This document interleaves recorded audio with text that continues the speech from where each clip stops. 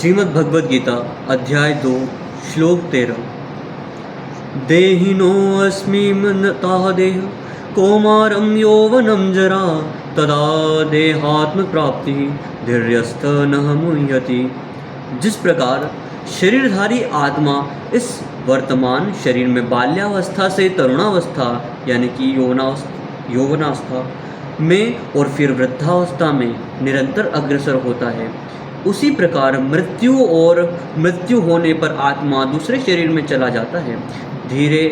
धीर व्यक्ति ऐसे परिवर्तन से मोह को प्राप्त नहीं होता, यानी कि वो विचलित नहीं होता। जैसे कि बचपन होता है, फिर जिसके बाद में तरुणावस्था यानी कि यौवनावस्था आती है, और यौवनावस्था के बाद में वृद्धावस्था आती है।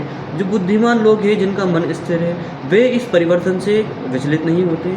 उसी प्रकार आत्मा की भी अवस्था एक अवस्था से दूसरी अवस्था में परिवर्तित होती रहती है, किंतु भौतिकवादी व्यक्ति उससे डर जाते हैं, और जिनका मन स्थिर है, आध्यात्मवादी है, वो उनसे डरते नहीं हैं। अर्थात इस श्लोक का तात्पर्य है, प्रत्येक जीव एक व्यष्टि आत्मा है। वह प्रतिक्षण अपना शरीर बदलता रहता है, कभी बालक के रूप में, कभी युवा तथा कभी वृद्ध पुरुष के रूप में।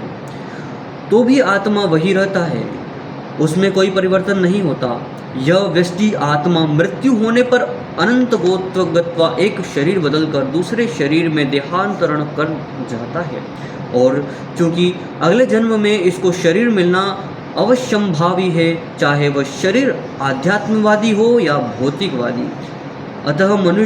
अतः अर्जुन के लिए न तो भीष्म न ही द्रोण के लिए शोक करने का कोई कारण था, अपितु उसे प्रसन्न होना चाहिए कि वे अपने पुराने शरीरों को बदलकर नए शरीर ग्रहण करेंगे, और इस तरह वे नई शक्ति प्राप्त करेंगे।